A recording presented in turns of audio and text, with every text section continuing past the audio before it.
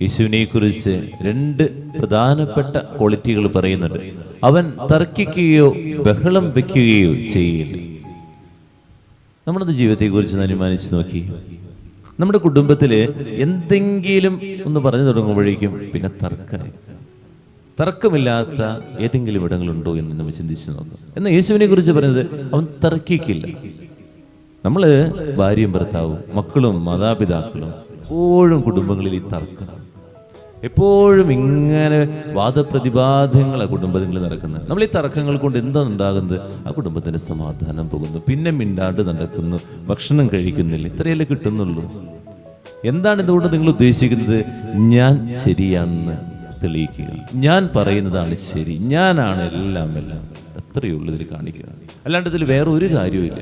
പിന്നെ ഒരു കാര്യം കൂടി മനസ്സിലാക്കുക, എൻ്റെ വികാരത്തെ നിയന്ത്രിക്കാൻ എനിക്ക് കഴിവില്ല എന്നുള്ളതാണ് തർക്കം കൊണ്ട് അർത്ഥമാക്കുന്നത്.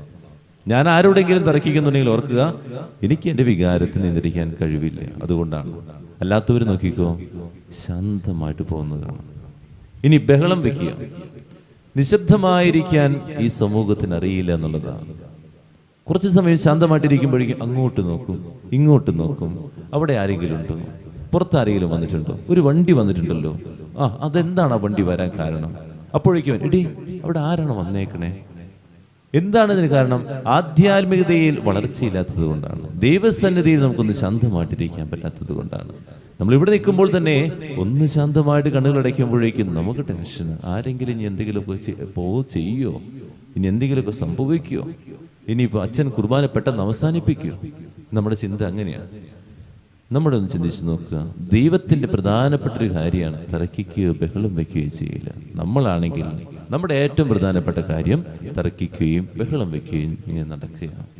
എന്തുകൊണ്ടാണ് ഇതിന് കാരണം? വികാരങ്ങൾ നിയന്ത്രിക്കാൻ കഴിവില്ല, അതുപോലെ ആധ്യാത്മിക ജീവിതത്തിൽ വളർച്ചയില്ല. അത് രണ്ട് കാര്യങ്ങൾ കൊണ്ടാണ് നമ്മളിത് ചെയ്യാൻ കാരണം. പ്രാർത്ഥിക്കാം, ധ്യാനിക്കാം.